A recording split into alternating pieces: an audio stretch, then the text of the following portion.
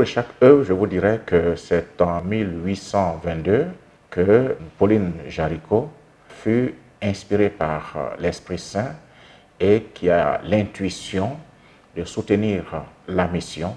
Et donc, elle crée l'œuvre, la propagation de la foi.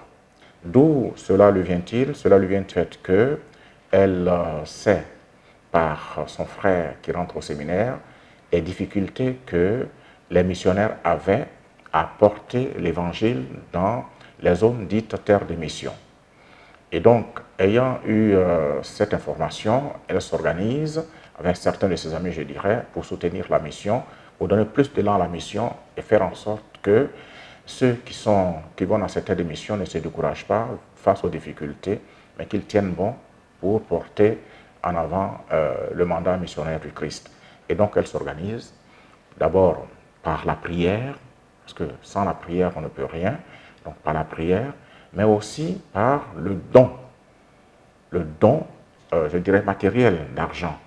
Donc, elle met une organisation sur pied pour que chacun de ses amis et tous les chrétiens puissent donner un sou pour soutenir la mission. Donc, il y a la collecte des fonds qui est faite pour soutenir, à cette époque, pour soutenir la mission. Et donc, voilà comment partent les œuvres pontificales missionnaires de Pauline Jaricot qui a eu cette intuition. Et puis par la suite, Monseigneur de Forbin-les-Chansons, qui était également en mission dans les zones de la Chine, constate que certains enfants, par exemple, ne connaissaient pas le Christ, d'autres mouraient sans avoir le baptême. Et donc, il fallait également entretenir ces enfants-là à la foi, qui vivent non seulement leur présent dans la foi du Christ, mais qui sont le futur de l'Église. Comme on dit, les enfants et les jeunes sont le futur de toute société. Alors, Monseigneur Jean de Forbin-Chansons met en place une organisation pour le soutien aux enfants dans la mission. Alors, il appelle Pauline Jaricot, il s'inspire de l'expérience de Pauline Jaricot et il fonde également cette œuvre de la Sainte Enfance.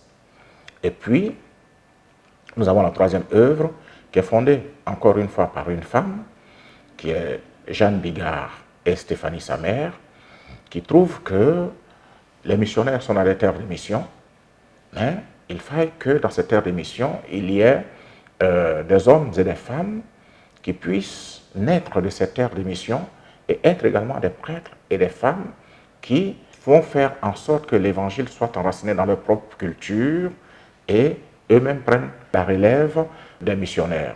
Donc Jeanne Bigard et sa mère Stéphanie font en sorte que dans toutes ces terres de mission, des enfants de ces terres puissent devenir des prêtres et des religieux et religieuses. Alors, qu'est-ce qu'elles font? Elles mettent à disposition tous leurs biens pour la création des séminaires, pour soutenir la formation des séminaristes, pour soutenir les formateurs, pour qu'on ait des prêtres, des religieux et religieuses également, issus de ces terres d'émission. Donc c'est ainsi que naît l'œuvre pontificale de Saint-Pierre apôtre, qui s'occupe donc des séminaires, des noviciats et autres. Et puis par la suite, après, il vient un autre prêtre italien, Paolo Mana, qui des années plus tard également fonde l'Union pontificale missionnaire. L'Union pontificale missionnaire a pour objectif la formation permanente.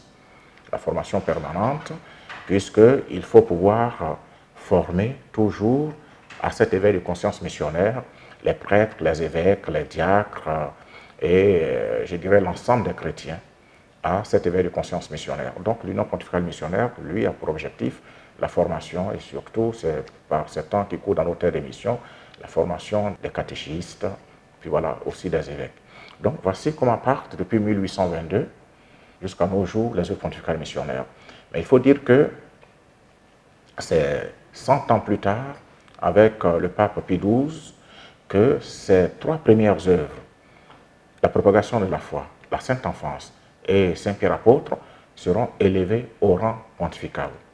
Pontifical, qu'est-ce que ça veut dire? Ça veut dire tout simplement que désormais ces œuvres-là sont rattachées directement à l'autorité du pape.